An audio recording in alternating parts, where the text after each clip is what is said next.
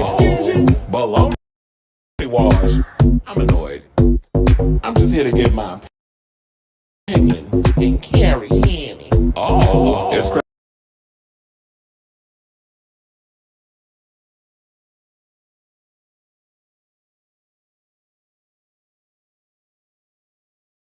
Hello, everybody. Welcome, welcome, welcome. It's your boy Kris Avalon. Hold on, let me adjust. I thought I had my shit up. But anyway, what's going on? It's your boy Kris Avalon. Welcome to a brand new episode of Kris Avalon Unfiltered. Child, it's to my internet is unstable. I guess because I'm on the Wi-Fi. But anyway, how y'all doing? How you doing? We got a lot of topics to get to. Glad to see you all. I know we are live, so I'm gonna give everybody a minute to get in here, get in the building, get in the building. We got a tea to spill. Um, who we got on the docket? Okay, so we got some tea about Tamar Braxton. Child, she out here embarrassing herself for that man that she got back together with. The ex-fiance who she met in that show, The Queen's Court. Did some drama with that. Her and Tommy Lee are fighting. I got the clips. We're gonna play those. There's more out, there's more, seemed like more downfall on Diddy. I was trying to figure out what the hell was the word I was trying to say. It seemed like the domino effect is continuing in regards of what's going on with Diddy and the whole accusations, between what Cassie came out and said against him. There seemed to be a domino effect. A bunch of women came out and said, that he SA'd them and did all kinds of crazy stuff. So now there's been some repercussions to his actions, and a lot of brands and businesses are cutting ties with him because of what he has been accused of. Plus, we got confirmation Cardi B and Offset are pretty much done. So we're going to talk about that. Adele does not want anybody singing her songs because she feels like y'all cannot do what needs to be done in regards to the singing of her hits. Britney Spears is opening up about her what it's like being single post, marriage to Sam Asghari, which I believe they are still married. And I've been hearing back and forth stories of it's like, okay, if they didn't file this or they didn't put this up, then the thing is going to be thrown out. I guess it's going to be stuck in marriage. I don't know. It's confusing when it comes to marriages and what goes on with all of that. But apparently she's opening up about what it's like being a single woman since parting ways with Sam Asghari. So we're going to talk about that. Plus, Alaska from RuPaul's Drag Race is opening up. She got candid with Maddie Morphosis on her show and basically said that she believes she has an inkling, a strong feeling that she won't be invited to do All Stars, the All Winner season that they did, because they did the first season. I mean, the first All-Star All-Winner season, All-Star All-Winner season, and then there's supposed to be another one where they want to bring on another set of winners. But she doesn't feel like she'll be invited back for this particular reason. We'll talk about that and a whole lot more. But before we get to all of these topics, I should point out, please do yourselves a favor and hit that like and subscribe button. Also, follow me on all my social media platforms, which you can see down below in the description and all that good stuff. Because we are live on my YouTube channel, I'm live on Twitch, and I'm live on Twitter. I don't know, for some reason I can't go live on Facebook. They stay trying to keep me in jail. What's bullshit? Based off of me posting things that is totally okay on Instagram, but when I share it from Instagram to Facebook, it's a violation, which is weird because aren't they both owned by Meta? So y'all need to fix your algorithms. But anyhow, let's get into these. But it said move closer to the router. I'm like, I'm not close enough to my router. But anyway, so yeah, without further ado, let's get to the topics and things, because apparently my damn internet is interneting. Don't know why, but it is. And I told y'all, like the last show, I got the good damn internet, but it's like recently the internet's being a mess. But anyway, so before I get to the big main topics, I want to give a huge condolences to two celebrities. One being um Mama June, because I just heard yesterday that her eldest child, Anna Chickadee Cardwell, passed away from cancer at 29. So I want to give my condolences to her over, losing her eldest child. That's got to be devastating for anybody to have to bury their child. Like, for the most part, we always, from what I've always been taught, is that you're supposed to bury your parents. Your parents ain't supposed to bury your child. And I've been, around long enough where I've seen people that I've been close to, family members who've had to bury their children, be it to gun violence or whatever the case may be. But yeah, she was 29 years old. I think they found out she had cancer back in March after complaining for stomach pains. And yeah, since then, she's been on this, constant chemo, trying to get taken, going through her stuff. And then she, passed away surrounded by family and friends. So I just want to give my condolences to her. Now, the second person that I want to give a huge condolences to is Raven Simone, because I heard this morning, when I was putting together the show and stuff and working on a lot of the articles on my website, I happened to come across Gay Magazine posting. I was scrolling through Instagram and I saw Gay Magazine posted something or another that Raven Simone, went on her Instagram and posted a video where she was talking about thank you for the birthday wishes, but she's still dealing with the loss of her younger brother, Blaze Pierman, I think is his name. Yeah, Blaze Pierman, because I had to write it down. I'd be forgetting. So yeah, she went and revealed that her younger brother Blaze Pierman passed away at the age of 31. He had pancreatic cancer, and I'm like, damn, pancreatic cancer. I always thought, like, when it comes to pancreatic cancer or prostate cancer, those sort of things, I always thought you had to be older to get those. So yeah, so she basically talked about that on her Instagram, that her brother passed away. I believe her brother's birthday is this week. I think it's on the 19th, and her birthday was yesterday. So I'm like, damn, y'all are close in age. But I know people who are like that are close in age with their birthdays and stuff. Because I have my cousins, they're a year and 3 days apart, and they're both Pisces. So I don't even know how well, I remember they used to butt heads a lot as a kid, but they're older now. I don't know how their relationship still is. I'd have to talk to them about it. But for the most part, they're both Pisces. One was born, they're a year and 3 days apart. One is March 10th, and the other one was born a year later, March 7th. So child, mama knew when to hunch the same man and had them babies around that same time. But nevertheless, huge condolences and a shout out to Honey Boo Boo's family for Honey Boo Boo losing her sister to cancer, her oldest sister, and then Raven Simone for losing her younger brother. Cancer sucks because it's just it's sad that this stuff is happening out here with that. But anyway, without further ado, I just want to say that before we get to the hot topic. So without further ado, let's get into the show. And yeah, so let's talk about Diddy. Because it seems like there's a huge downfall, which rightfully so is going to happen regarding his career. So 18 companies apparently have opted to cut business ties with Diddy since he's been hit with countless accusations of abuse. Now, a total of 18 brands have confirmed to Rolling Stone that they have severed ties with the online marketplace or Black-owned businesses after R&B singer Cassandra Cassie Ventura and 3 other women accused the producer turned entrepreneur of SA and physical violence. They said this decision was made on the day that Cassandra Ventura filed her lawsuit, and this is what Annette Njau, founder of luxury bag, eyewear, and apparel company House of Takura, told Rolling Stone. We take the allegations against Mr. Combs very seriously and find such behavior abhorrent and intolerable. We believe in victims' rights and support victims in speaking their truth, even against the most powerful of people. Now, Annette Azan, founder of undergarment and shapewear line Nudie System, says she also terminated her Empower Global account the day she learned of Ventura's allegations. Leonard Greer, co-founder of No One Clothers, says his company acted immediately as well, saying, while this decision was difficult due to the reference we once held for Mr. Combs as a leader in business and entertainment, it was clearly the correct choice. This is what Greer told Rolling Stone, saying our brand is founded on the belief that the individual is important and worthy of respect regardless of gender, ethnicity, age, etc. The allegations of Mr. Combs are in direct conflict with these beliefs. In turn, we felt a moral imperative to end our relationship. Now, Ashley Goodlock, founder of luxury skincare brand Tesuri, says her company unequivocally seeks to terminate its association with Empower Global, saying, and I quote, as a woman-owned and led company, we do not and will not linger in a gray area about the mistreatment of women.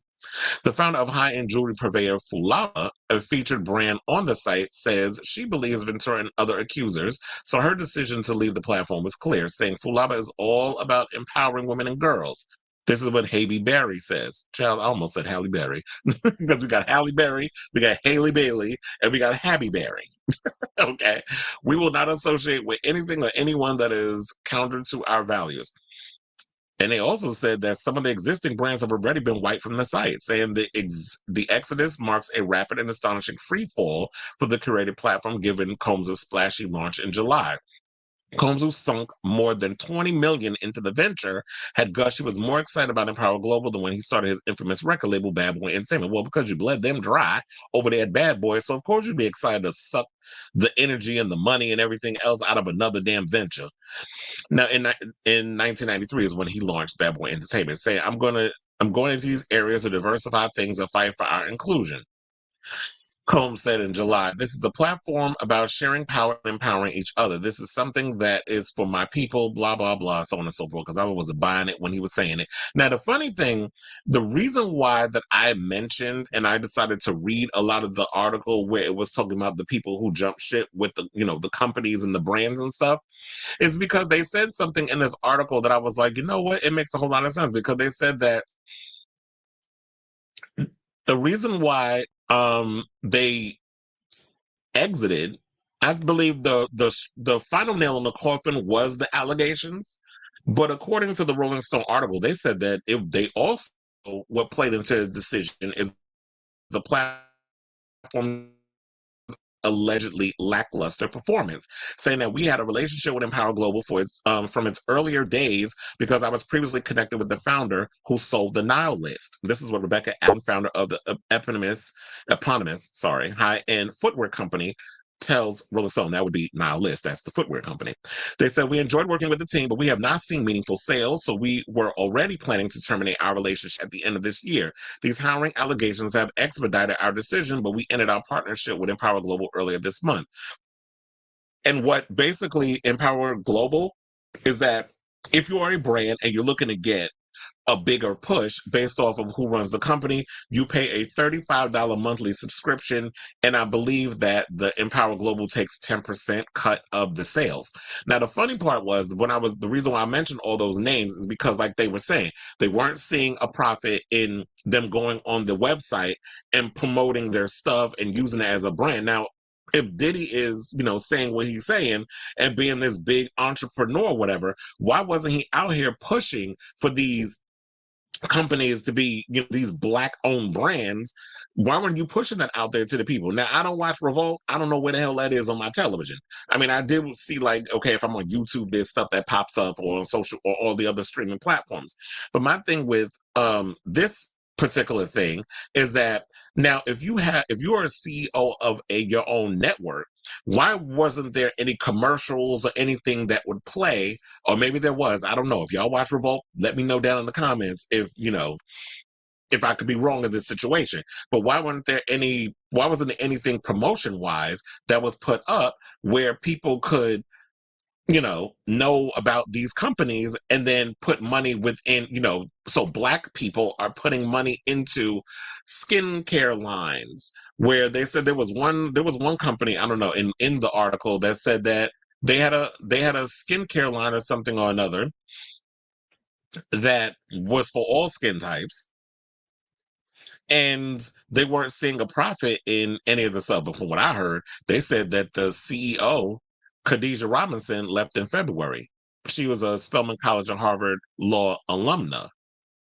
But then she left and didn't really mention as to why. So I don't know. Maybe she know where the bodies is buried or something or another, or just didn't like, what kind of business and stuff that he was doing. But you know what? A lot of brands are jumping ship. I believe there's 160 brands that's still on there. 9 said that they have no firm plans to leave. So okay, well, y'all sit and go down with the ship like the Titanic, and we'll see how long that lasts. But these people are saying that they're not seeing they're not reaping any benefits or profiting, so they're spending money to stay on a website that's not getting any kind of promotional push. And that's what I would think, that okay, if Diddy's going to be coming behind that, like he should be using his money, power, and influence to be pushing these brands out there. That's what I would think that if I was in his position, I would be doing. But it just seemed like Diddy want to say he owns stuff for the sake of owning stuff, and y'all just stuck out here doing whatever. So the brands, good luck to y'all out there in the world.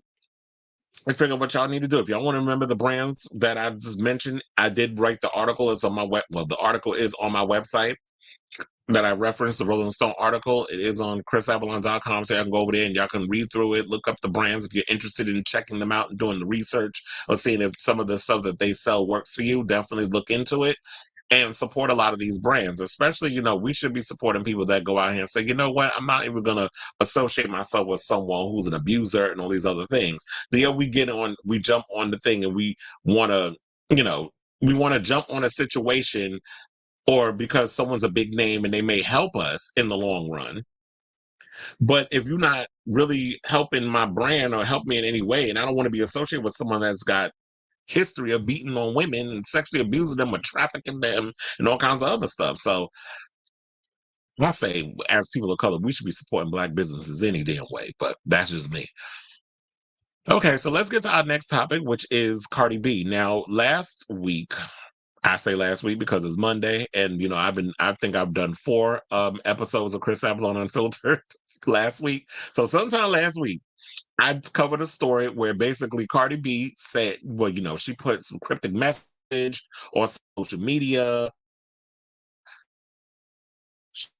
She basically, oh, let me change my thing. I said, yeah, let me change my cover. So anyway, hold on. Okay, there it is. I know it was acting up. But anyway, so Cardi B basically put out there that she and Offset pretty much are done. Like, she insinuated that they're pretty much done and over with. They broke up, blah, blah, blah, and so on and so forth. Saying that, she said, I don't remember. It's probably in this damn article. However, this morning, not even this morning, it was Sunday, sorry. She, because they unfollowed each other. So that's when the rumor started. And then she said, I guess she need to find peace of mind or whatever. But now it's been confirmed that they are broken up. Now, Cardi went live on her Instagram late Sunday and admitted that that she and Offset broke up. But then there were rumors that were swirling about, okay, yeah, I should have brought this up, the video, so y'all can see this foolishness. Okay, so Blueface, why is he even a thing? But that's a whole nother conversation for a whole nother day. Blueface went on social media and claimed that he is not the father to Krishan's baby, the one that she just had. Then his mother jumps in the conversation because, she has nothing going for her besides dick riding her own fucking son. So, of course, she's going to come out and say something just so that way she can have clout points. So she's co-signing with the BS.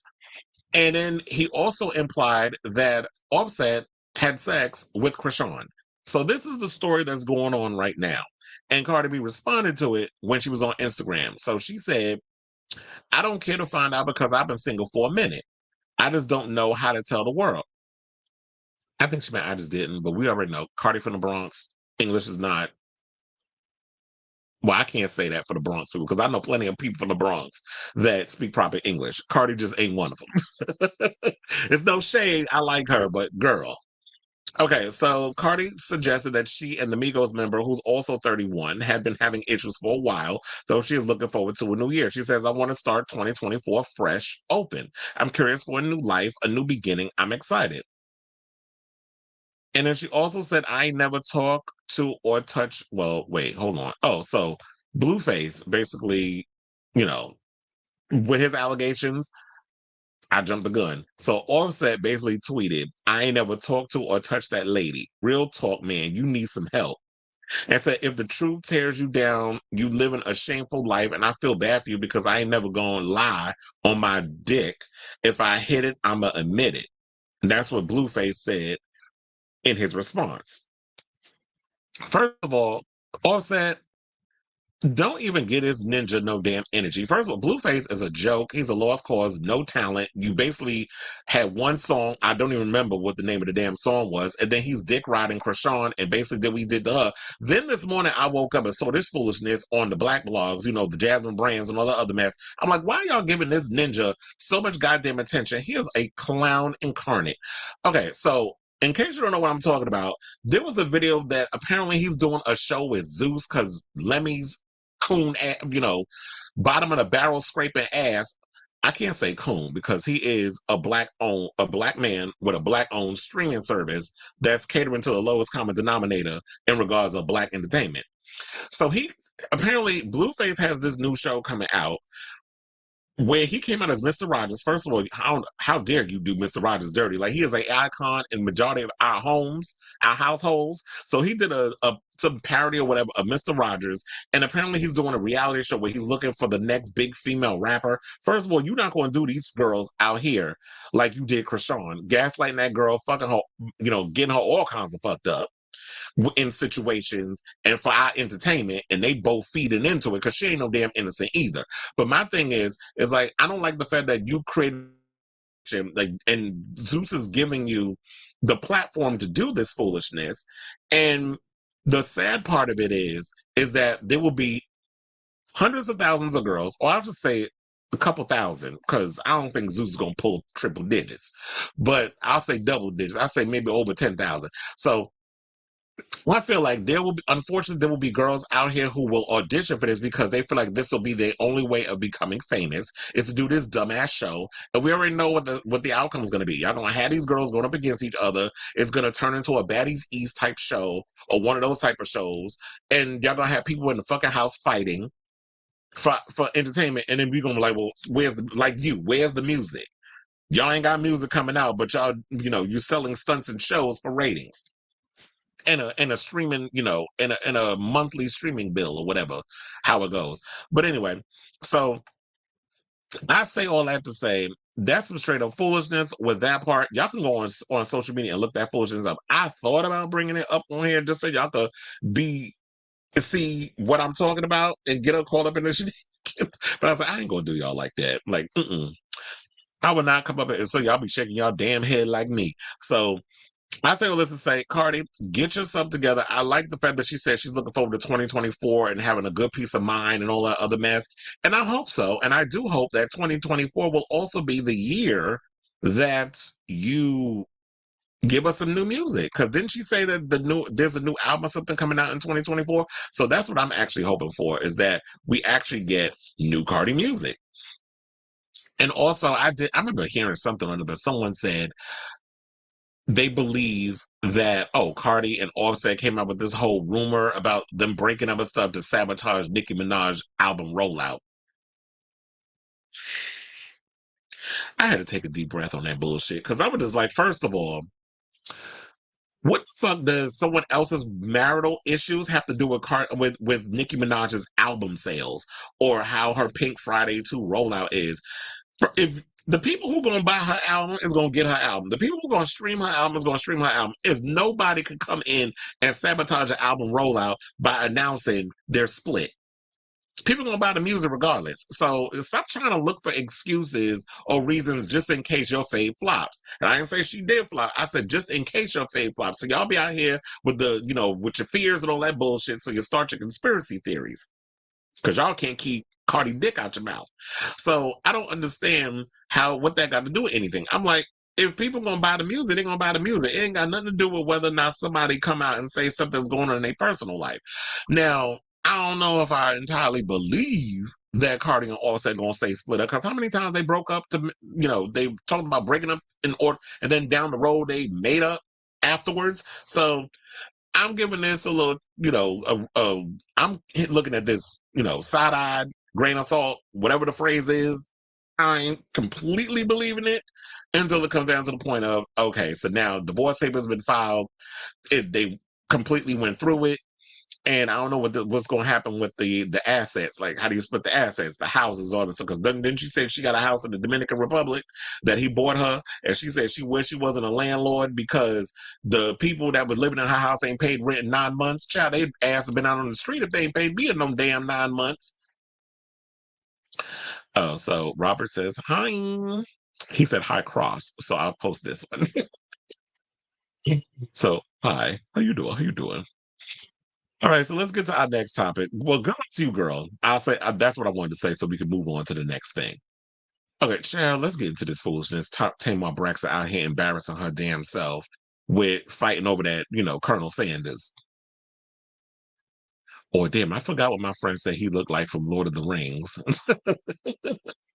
But anyway, so Tamar and Tommie Lee, y'all know they've been out here fighting over this damn man who I feel like he's embarrassing her. because there was a whole thing about, Tamar went and at her show, which I heard is not doing all that well. I don't know. I'm not there. I'm not counting the tickets, all of that good stuff. So I don't know how her tour is doing, nor do I care. Tamar's out here making her coin, let her make her coin. So she appeared recently at a show, at her concert, and took some shots at Tommie Lee, who, was a reality star. She was on Love and Hip Hop. Now, she gets her ass beat on one of them zoo shows. So, I do have clips because I want to play that for y'all. Hold on a second. So, yeah, I want to play with y'all what Tamar had to say. And then I'm going to play y'all what Tommie Lee had to say. And then JR joined the chat and posted something on social media and basically said that, he confirmed after the DMs and all this stuff was slipped. So let's play what Tamar had to say, and then we'll come back. Hopefully this thing is working because I don't know, my internet is interneting today. So let's play it. My sound is. And I know y'all lying. If y'all thought I was gonna let my man go because he took some crackhead to a basketball game, while we was broke up. No, man, that was not my man. He don't owe me no loyalty when we broke up. I could have went out with his homeboy. What's up? It's all fair game when you broke up. Don't get it up. It's a good man, Savannah.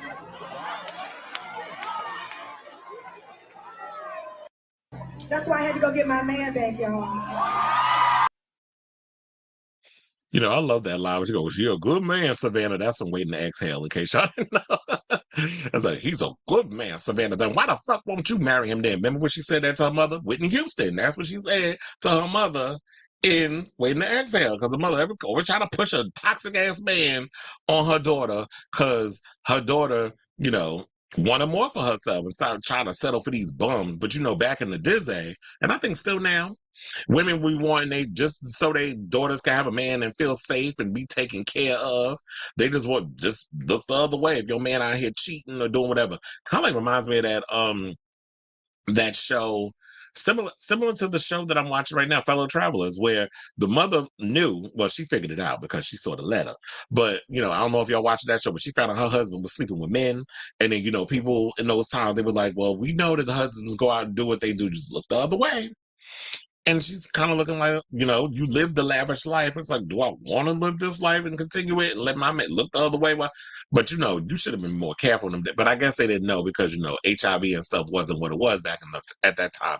It didn't start to become a thing until like the late 70s, early 80s. So that's a good show too. I don't know if y'all watching it, but definitely y'all should be watching that show. And I should say also, sidebar, congratulations to Matt Bomer, who got nominated for an award for Fellow Travelers. I'm mad they ain't put Jonathan Bailey up in there for the Golden Globe, but they got Matt Bomer. But anyway, back to Tamar, because we're getting sidetracked.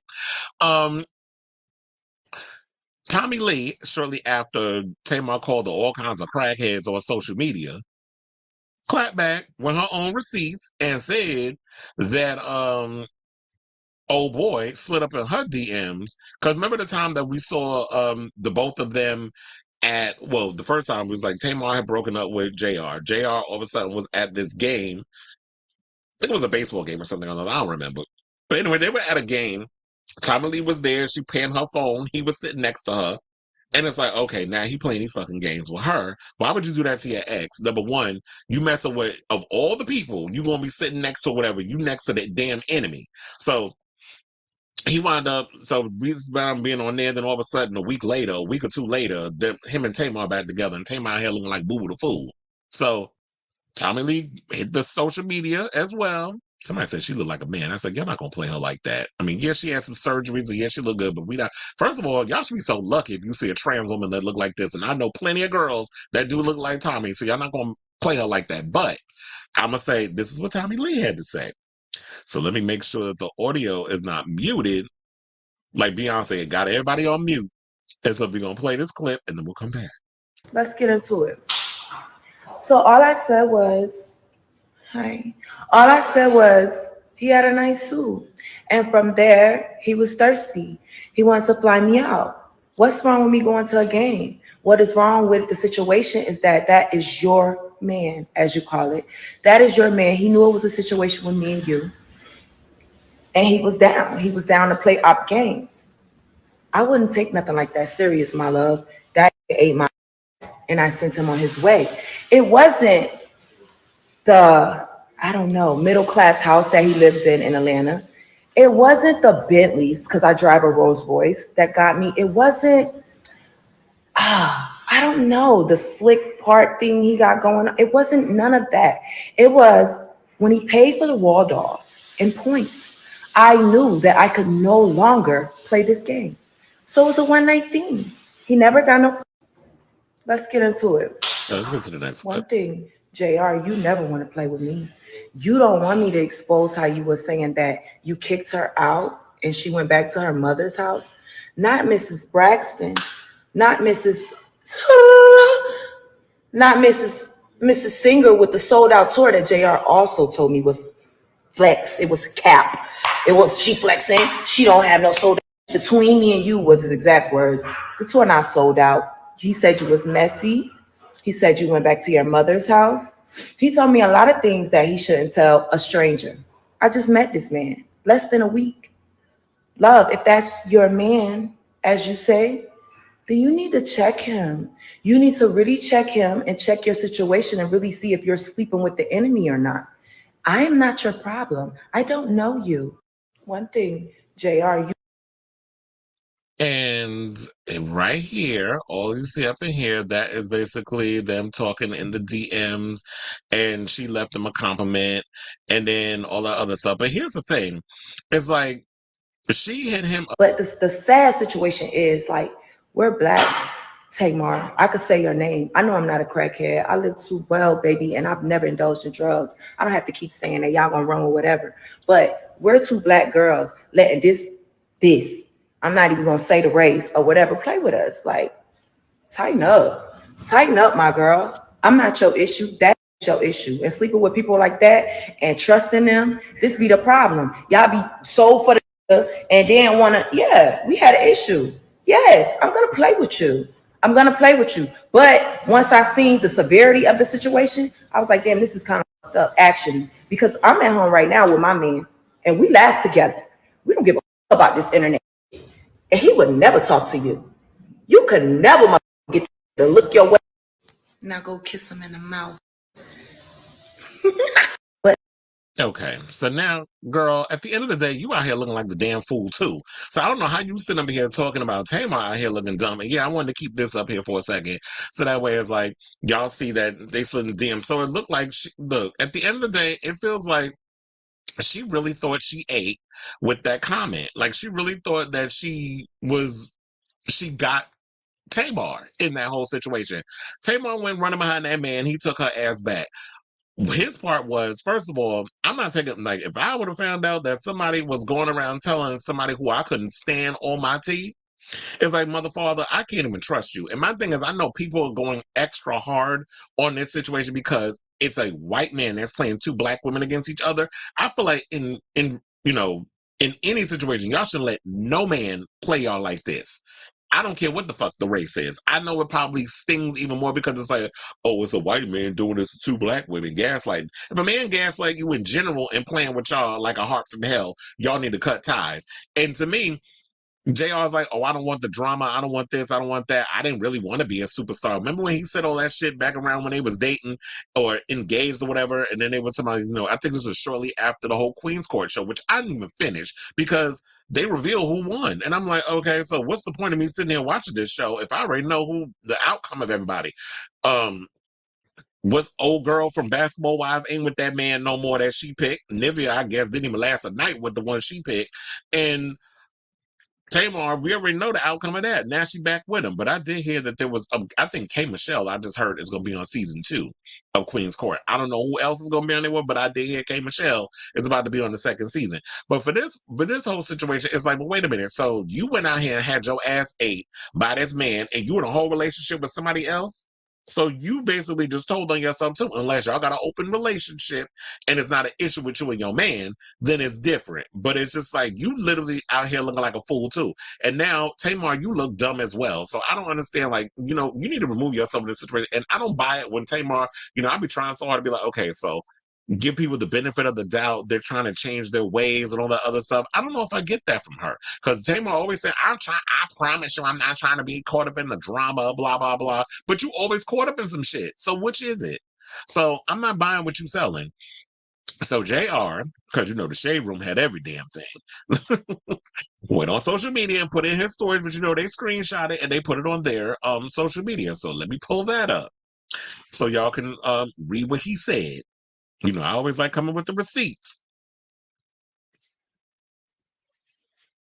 Okay, so basically he said this. He said, as a man, I stand on being accountable. I never should have gone out with that lady. Not that lady, chair.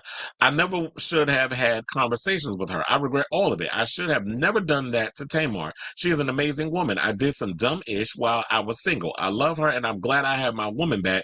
This too shall pass, and I'll spend the rest of my life protecting my child. She ain't your fucking queen. Basically, like I said, he took the enemy.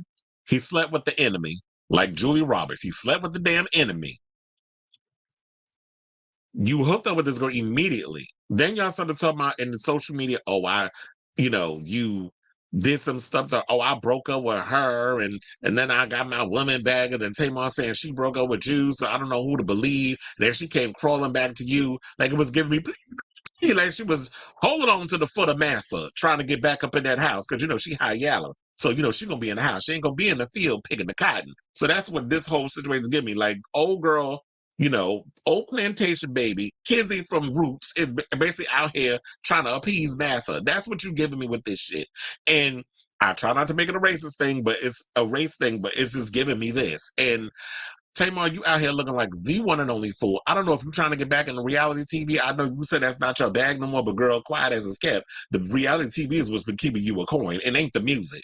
So, I don't know. It's a hot mess. This whole situation is a mess. You out here embarrassing yourself. And yeah, good luck to you, I guess, because this whole shit is a mess. Okay, so let me check the comments. So Robert says, "Oh yeah," he said, "We need to talk about the tea I gave you on Shannon." Well, you didn't have to give me the tea. I heard the episode.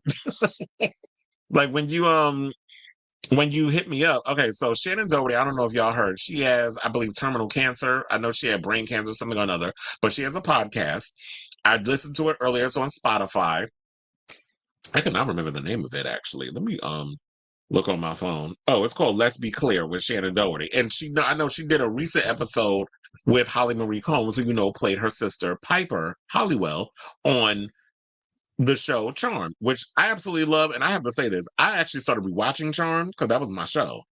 I started rewatching. It's on Amazon Prime Video, so I was watching that, and then hearing the tea about that they was talking about that Phoebe, you know, the girl Alyssa Milano was not the original girl that was supposed to play Phoebe. They had the actress, but because she's into the Church of Scientology, I'm guessing that was the church. She decided to remove herself from the show based off of her church saying that she should be doing it because it's about witchcraft and all that crap.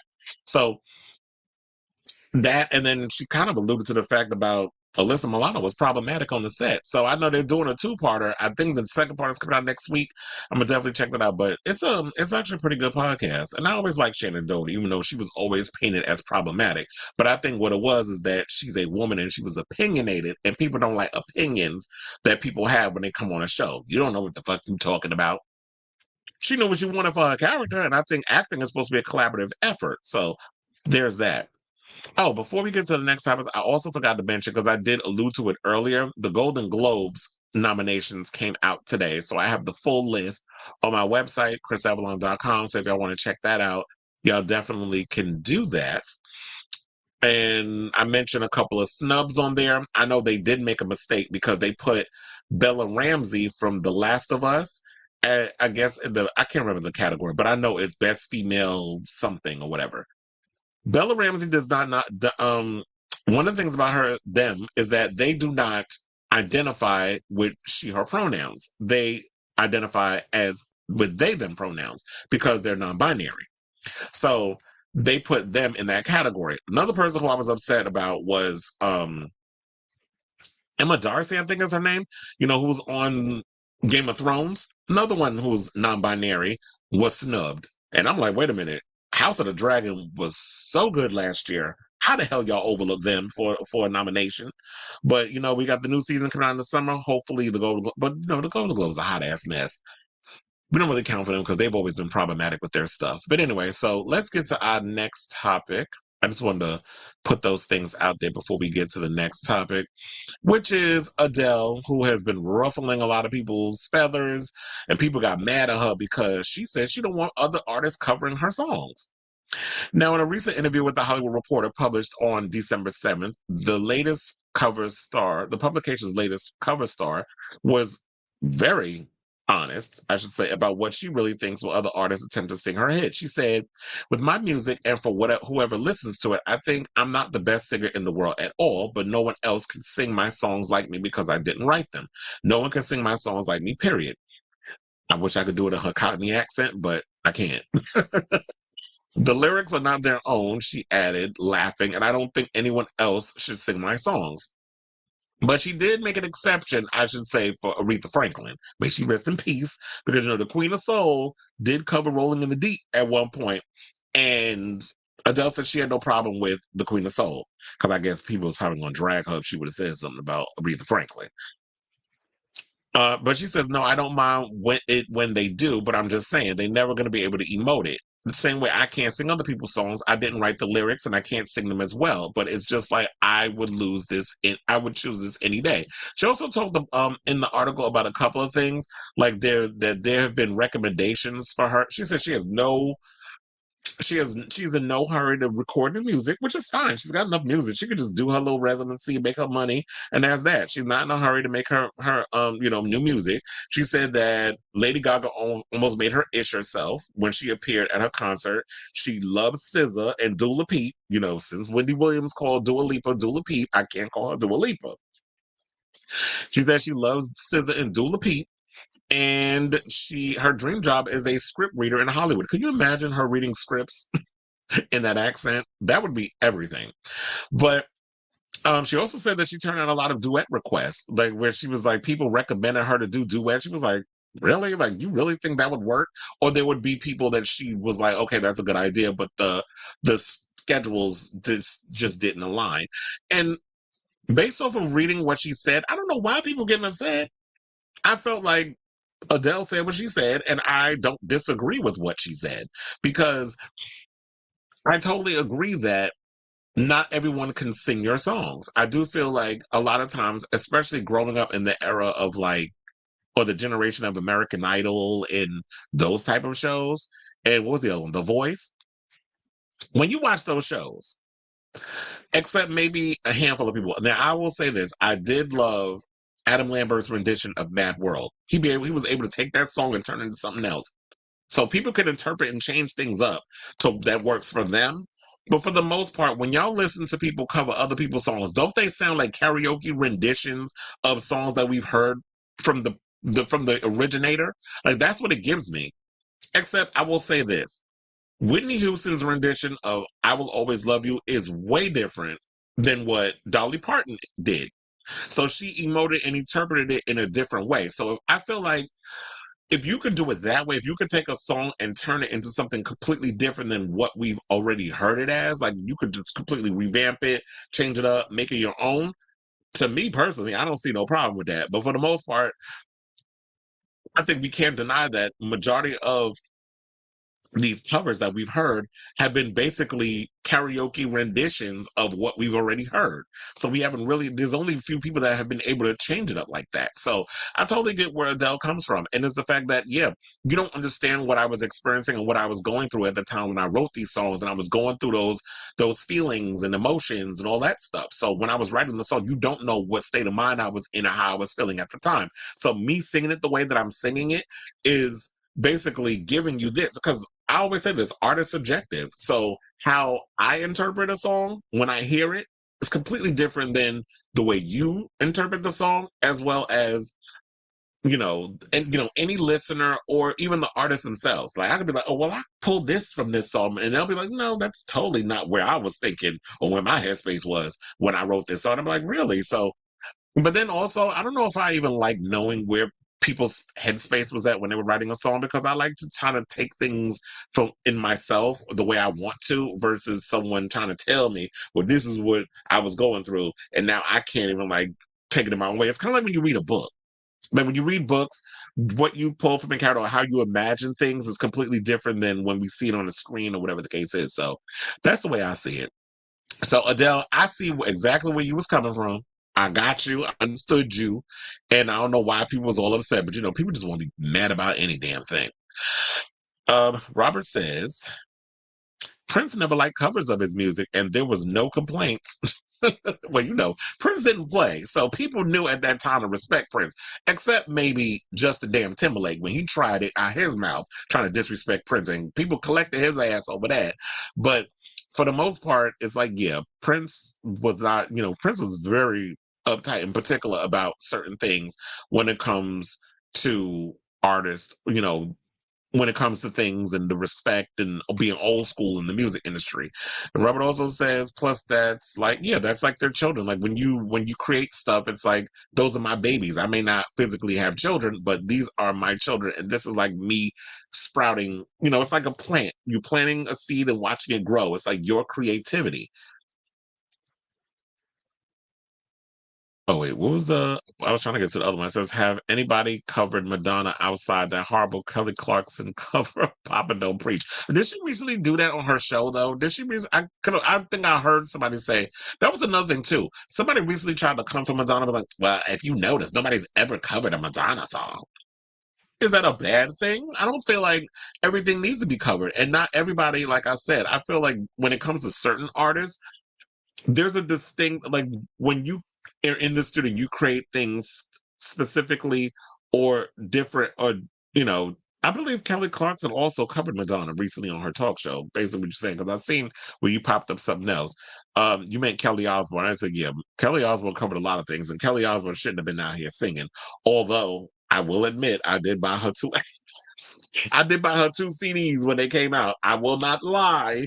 I was buying Kelly Clarkson's music back in the day. And then I'm like, now I look back on it and I'm like, the fuck was I thinking? But look, when you live, you learn. Sometimes you buy things and then you regret it later. But yeah, I think because back in the day, I was a huge fan of the Osbournes. Like I went to Ozfest because of the whole Osbourne reality show that was on MTV. So I was very much into the whole, I was always into like rock and roll, heavy metal, that sort of thing. So I don't just listen to, Britney, Beyonce, Madonna, all that other stuff. I listen to all kinds of music. And I still like my rock music. I went and I've seen System of a Down. I've been to Marilyn Manson's concert twice. I've actually seen, oh my God, who's the other band? Disturbed. The lead singer bitched the whole fucking night. The concert I went to eons ago. But, so I've been to many rock concerts and all that other stuff. I'm a big fan of the genre of music. So where the hell was I going with all of that? All of a sudden, I just went on a tangent. Robert said, Natasha Bedingfield tried to sing Ray of Light. Oh, no, yes. People need to realize it ain't easy trying to sing Ray of Light, especially all the notes and stuff you got to hit. That song was tailor-made, in the studio with Madonna collaborating with William Orton. So that's a whole nother situation. And then people say Madonna can't sing. It's like, yeah, she can. She may not. I don't know. Define singing though. Like when you say, so who's a good singer? Are you thinking Adele? You thinking that sort of thing? Because look, Adele just said in the conversation, in the previous story that we just did, she doesn't think she is the greatest singer, even though she could sing her ass off. But look, she says, I'm not the greatest singer, but she uses her voice to emote what she needs, to work for her. And it's a part of her personality and her writing and all that other stuff. That goes hand in hand. I agree with that. It's like, did Mel B at one point do a Madonna cover? It's like, yes, nobody can do Madonna but Madonna. Madonna is in a class by herself. Y'all can sing her songs and do whatever the case was, but it's like her songs work for her. And just like there's certain artists where it's just like, yes, at the end of the day, their songs work for them. And It is what it is. Now, speaking of our songs that work for them, let's talk about Britney Spears, who is opening up about being single post Sam Asghari. Sidebar: I saw something that Britney posted on social media about her sister Jamie Lynn, and then she took it down. I think it had to do with Dancing with the Stars. Isn't Dancing with the Stars over? And she just posted something about her sister. And number one, was that shade because Jamie Lynn was the second person eliminated off Dancing with the Stars, and rightfully so, because I know she tried to pull that whole thing. Well, as long as I stay on the show, proceeds or something go to some organization. So she was trying, and I said, I think she. Look, I can't remember every goddamn thing, but she said that, and I was like, girl, you doing all of this because you trying to use us as a way to stay on TV week after week. And the people was like, we don't see it for you. I would like to have seen Jason Mraz win because I've always had a crush on Jason Mraz. But then when I found out he's bisexual, I was like, ooh, I want to eat that booty still. But anyway, let me stop being nasty and get to the thing and talk about Miss Britney. So Britney is opening up about life as a single woman since splitting with husband Sam Asghari. Now, Spears, married model and fitness trainer Sam Asghari in June 2022 after 6 years together. Now, the following year, Asghari, who was 29, filed for divorce with the toxic hitmaker, citing irreconcilable differences, which is what they always do, or irretrievably broken. It's one or the other, with TMZ revealing that a divorce settlement is likely to be announced imminently. Now, opening up about her relationship status on her new Instagram confessional, the 42-year-old pop star wrote, because this is a long one, I'm not going to go up in here and read this whole damn thing, but here's what she said. It's the clip notes. She said, "It's so weird being single. I realize I don't talk to myself that nicely at all. I'm easily manipulated and wear my heart on my sleeve, but I'm definitely changing all of that. I have to make time to stop and look around and reevaluate myself and say, is this good for me? Three question marks." She continued, "I like a routine and I usually do the same thing every day. I'm honestly bored, but I'm also scared of a lot of things. The way I live my life is mine. I've had so many people interfere with that, but to know it's okay to be selfish and with my life and enjoy it is amazing." And my thing is, I totally agree with her because I feel like we as a people, we're always conditioned to be selfish and not to think about anybody. I mean, not to think about ourselves. We put ourselves last and we put so many people before us. I'll admit, I even have that issue too. Like, there's times where I have problems being selfish and being like, you know what? I'm just going to do me and F y'all and all this other stuff. And when I do that, there's attitudes, there's people want to get mad at you. And I realize, you know what? I can't be mad. I can't worry about how I'm feeling. I can't worry about and carry the burden of someone else's feelings and emotion. I can't do all of that. Because at the end of the day, for my mental health and my world and my peace of mind, I have to be able to do what I feel like is right for me. And I realize as you get older, you get better at that. Because me and Brittany, I'll say, we in the same age range. So I came up with Britney and Justin and Christina and Pink and Beyonce and all that. So we all and Usher, we all in the same age range. I'll say that much. I ain't tell you my age, but we in that same age range. Gen Z, Gen X, that whole situation. Wait, no, not Gen Z. Millennial, Gen X, that whole cesspool. So um, so for the most part, I totally get where Britney is coming from with this, and I feel like at this time, you know what? Take time for yourself. You don't need to be in a relationship. I used to say that shit about J Lo. That heifer couldn't spend 5 minutes without a man in between her legs and in her butt and on her arm. So um, sometimes you got to be able to take time to just know thyself and be with yourself. And then when you really grounded yourself to be in a place where I know who I am at the end of the day, then you could bring somebody else in and they could be a part of your life. Hopefully they'll be there for you because with Britney Spears, like she says, so many people take advantage of her and so many people use her and all this other stuff. So it's like you would want people to be there for you at the end of the day and love up on you for you and not because you're this big pop star and they can get something out of you and then Britney can take care of you because she's clearly the breadwinner and will always probably have more money than the men she's with unless she gets with somebody that's got that I was going to say Elon Musk coin, but at this point with all this money he wasting with screwing up Twitter, I don't know if he's gonna have that much money. Sidebar: did y'all know Elon Musk was in Iron Man 2? I just recently started watching a lot of the old episodes of like the MCU films because I've been so disappointed with Phase 4. So I was watching I started watching a lot of the old MCU films. So I'm starting with the Iron Man and going with Thor and all the other films in the order. Because one thing I love about Disney Plus, they put everything. They're real good with organizing their streaming services. I go on Netflix, I go on Hulu, I go on these other places. I can't find nothing. I'm lost. Like, what the hell is this shit? I think y'all need to take a page out of Disney Plus and really see how they organize their streaming service, and y'all need to copy. Like, y'all pretty much copied off of Netflix in the beginning, but Disney Plus has mastered it. But anyway, so I started watching the MCU stuff, and I think the next one I'm up to is Thor, the first one.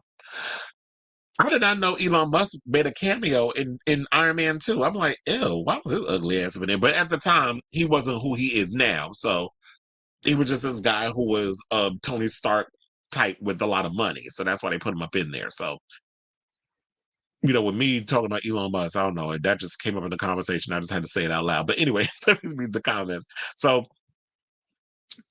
Robert says they compare Madonna to Mariah Carey, Whitney Houston, and say Janet is the better artist.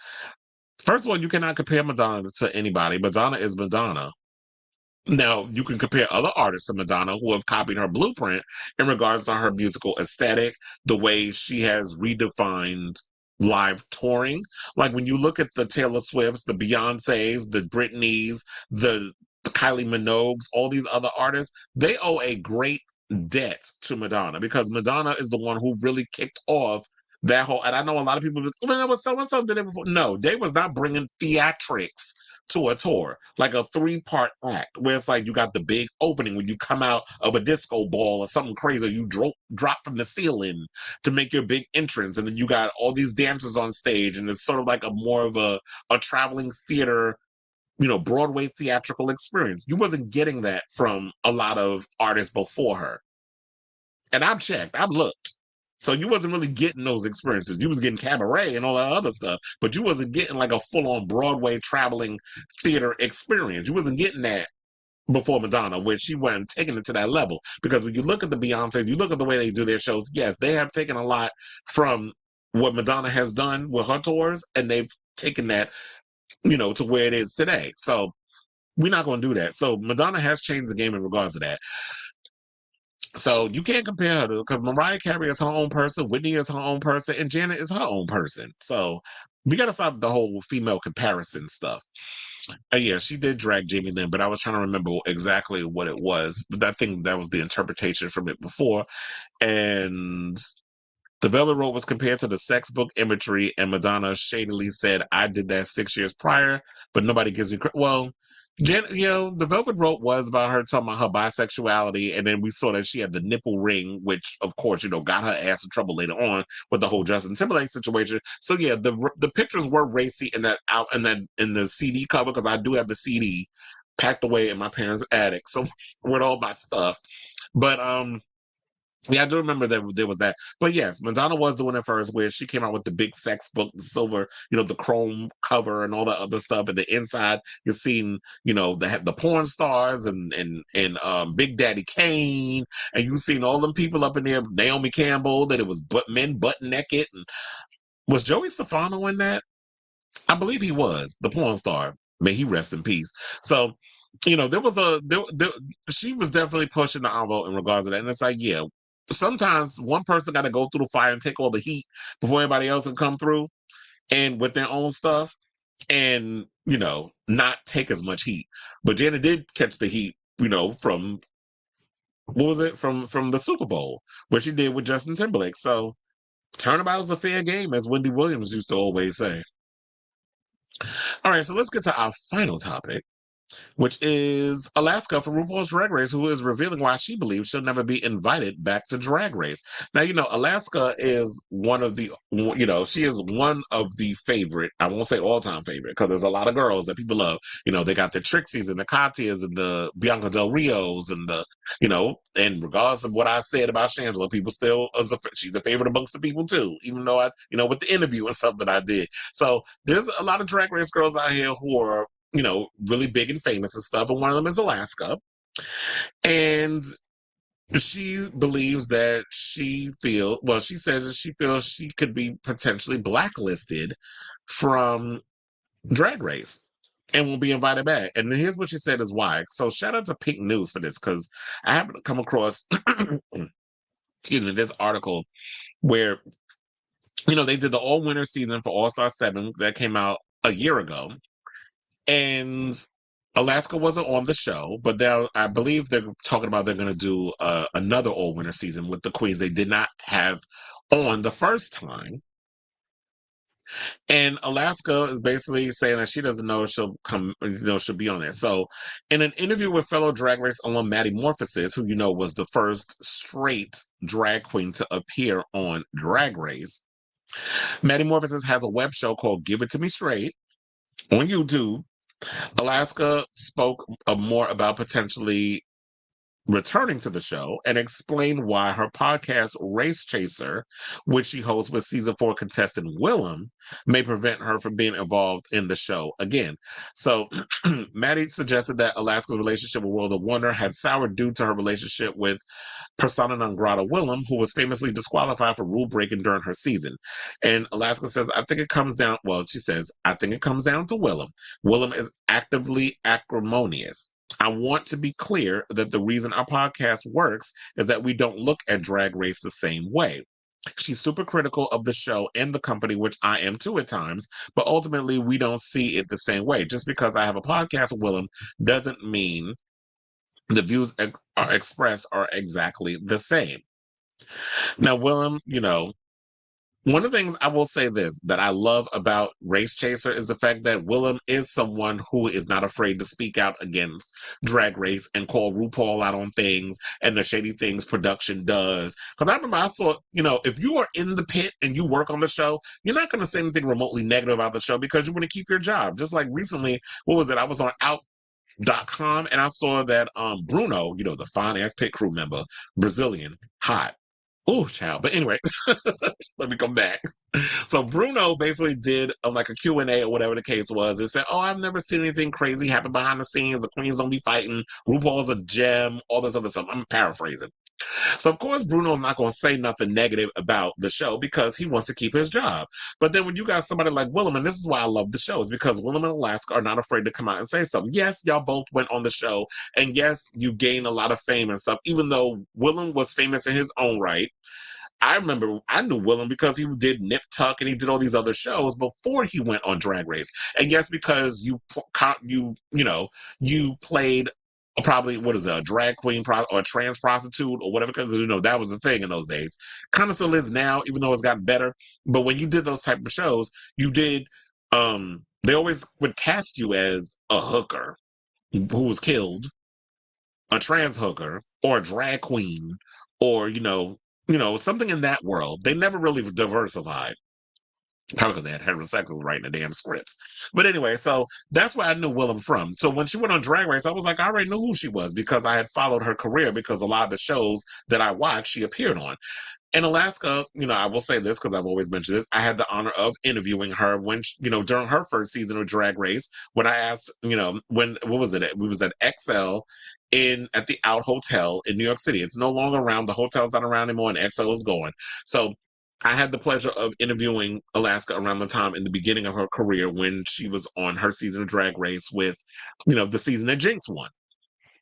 So I totally get where she's coming from with all this. And to me, it would be kind of pathetic that it's like, y'all gonna hold a grudge against me appearing on Drag Race because I'm doing a show with Willem and you don't like the stuff that she's saying about the show. So you gonna punish me. And my thing is this. If they're going to do that, then F1 World of Wonder. And I think on top of that, some people feel that the mom network that they have, MOM, is kind of a joke or like a flip off to World of Wonder. So it's like, not a flip off, a play on World of Wonder. So the mom network thing, I believe Alaska and Willem co-own it or something or another, if I'm not mistaken. So, they have, not cornbread, meatball. I'm thinking about food. Meatball has a show on the Mom Network. I know Delta Work has a show on the Mom Network. I do watch a lot of the podcasts and stuff that they have on there. Big Dipper and Meatball. I should bring him up too. I do like Big Dipper. So I think that would be kind of ridiculous as to why they wouldn't want to have her on the show anyway. But They also said that I should probably point this out to her after now that I gave my opinion.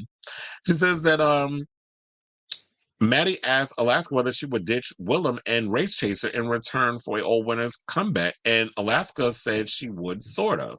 She says, yeah, hasta la vista, I would do it. When it happens, if they did ultimatum me, I'd say, all right, well, that's it. And once the time has passed, I'd be like, just kidding. What are they going to do after the fact? She also says that it sucks, it bums me out. This podcast network is something we built together. If that has soured my relationship with World of Wonder, that breaks my heart. But I'm also immensely proud of what we're doing, and I wouldn't change that. So yes, I say at the end of the day, Alaska, no. Don't do that. Do not compromise who you are, because the girls will drag you on social media. Like, people will basically weed your ass. I don't care. Like, I love Drag Race. I love the show. You know, I talk about it and stuff on here. But you're not going to ultimatum me and tell me that I can't talk about your show and I have to basically, you're going to kill my livelihood. First of all, you're not even giving me a coin. Yeah, I made my bones. I won Drag Race during my All-Star season. And yes, I probably wouldn't have the career I have today if it wasn't for Drag Race. It's given me an immense, impeccable platform, and I'm benefiting from that. What you're not going to do is ultimatum me, because I built most of this after the fact. Y'all haven't been booking me for stuff. I'm all doing my other things. I'm all doing all these other stuff over here, and I built something outside of drag. Yes, I'm talking about your show, and yeah, I'm a drag queen. I'm doing these other things, but I built this empire outside of Drag Race. And if you're going to ultimatum me, then guess what? I guess I won't be showing up to your show then. I guess I won't be doing an all-winner season. And that's okay. Alaska can go off and do her other thing. Don't she have her own, and I can't remember the name of it, but which a friend of mine, David Lab, did some behind the scenes videos and stuff. I mean, I know photographs and all the other stuff for. She has her own drag contest that she does every year. So just stick with that and all the other things you got going on. So good luck to you, Alaska. It's unfortunate, like, if this does become the outcome, but I'm gonna still ride with you regardless. If World want to be shady or not. Whatever. So, but if y'all want to see that episode of Give It To Me Straight with Alaska and Maddie Morphosis, definitely go look it up on YouTube, because the whole episode is up there. I think it's like an hour. So anyway, speaking of hours, we have gone past this hour. We have come to the end of the show. So thank you all for tuning in to this episode of Kris Avalon Unfiltered. I'll be on, I don't know when, probably tomorrow, probably Wednesday. It depends on what topics and stuff comes out. I never have a definitive date and time when I come on. I do post like ahead of time. Just check on the social media. Like, if you like, subscribe, do all that good stuff. I pretty much give notifications and stuff of when I'm going to go live anyway. So I'm busy. If I'll usually come on around 4 o'clock, sometimes 5 o'clock. I don't really go on too early because I want to wait until enough stuff comes out. That's what the good thing about the East Coast is, the fact that enough stuff comes out. So by the time I go live, I got a good enough amount of topics that I can bring up and all this other stuff. So definitely hit that like button, subscribe to my social media platforms. All of that is in the description, so that way you can get the notifications of when I do go live. So then you'll know when I go live. Because like I said, I have no idea when I'm going to go live. I just do it. Oh, so Victor Yates just tuned in. So before I go, maybe I should read your comments. Oh, yeah. So you caught the Alaska thing. He said Alaska's not banned by WoW. She is formally invited to DragCon LA and DragCon UK every year. Only 2 people are banned. And I believe the people that are banned, if I'm not mistaken, would be Willem and Tyra. So you probably didn't catch what I was talking about, so I can fill you in a bit. You can watch the playback. But for the most part, she did an interview with Maddie Morphosis on her podcast, Give It To Me Straight, and she was talking about that if it comes down to, so he said, yeah, so I'm correct. It's Tyra and it's Willem. And I think Willem is fine. She don't want to come back today. The funny thing, even though I remember that, what's her name? Carmen Carrera was talking so much shit about DragCon. I remember when they did the last one in New York before they officially stopped doing the East Coast, because I guess they were losing so much money. And it was at Jacob Javits. Jacob Javits is ridiculously expensive, like most stuff in New York, overpriced for no damn reason. Carmen Carrera talked so much shit about the show and having a problem with them using "Ooh girl, you got she-mail" and all that stuff. Yeah, she was a culprit and all of that. She showed up to the damn event. So I'm like, y'all be talking so much shit about Drag Race, but you trying to show up and make a coin from it.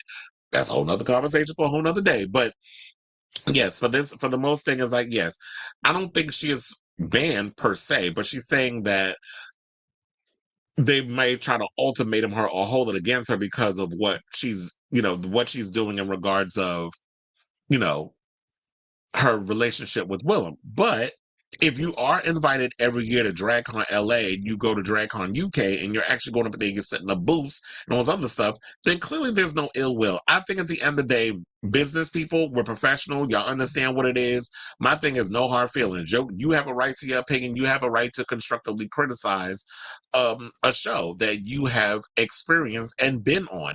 And I'm sure what happens is because Willem is banned, she has nothing to lose anyway. She cussed out RuPaul. Remember, she told that infamous story where because of the whole thing about Ru not going to see Matthew Anderson at the hospice and that sort of thing. And they're supposed to be closed because Matthew did the makeup and the hair. But Ru wasn't going to the hospice because Matthew was going through what they're going through. So there was that whole spat. But oh, you going to the season 16 premiere party? Is that going to be in LA or is that going to be in New York? Because like I already know that they're doing the premiere. I went to the season 15 premiere in New York that they did at the MTV Studios, and so I know they did that out here. I'm not going to be able to go this year because my friend who I went with last year, David, he oh, so you are going to be in New York. See, this has been the one time we could have ran into each other, but my friend David, normally I would be going with him because I went with him for the season 15 premiere, but season 16, he's coming to LA, but he's bringing his drag son with him. So, like I stated before in the previous post, I'm a little jelly, but I know I can't go every year. And it would have been good to see you there this year if I was able to go. But yeah, so I normally would have gone. Oh, so you will be in New York for that. So yeah, I already know about it. He's already got his thing. He's gonna be taking the pictures and all that other stuff. So definitely spill the tea because I know he's gonna tell me what happened. So definitely hit me up in the comments and stuff. Let me know what the tea. Well, maybe we could meet up. Well, if you are in New York, we should definitely meet up in Kiki. So message me and all that good stuff so that we could schedule a something. You could spill some tea, child. And then my friend David, I'm sure he'll hit me up and spill some tea and let me know what's going on with, what happened behind the scenes of Drag Race and that sort of thing, because that would have been a good thing to go to this year. But anyway, so I say all this to say, since you did tune in at the last minute, I just want to, let you know what was going on with that. But anyway, once again, thank you all for watching this live stream. Till the next time for a brand new episode of Kris Avalon Unfiltered. The only way you're going to know if I go live or whenever is that you hit that notification button so that way you know when I am going live. Because like I said, now it's at a point since I'm producing, doing everything on my own, I will, I don't know when I'm going to go live. It all depends on the topics and all the other stuff that's coming out throughout the day. If it's interesting enough for me to put together and do a show. So that's the only way you're going to know when I go live. And also be sure to follow me on all my social media platforms, which you can catch down in the description box down below. So once again, I love you all for listening. I love you all for watching. And until next time, ciao, darlings.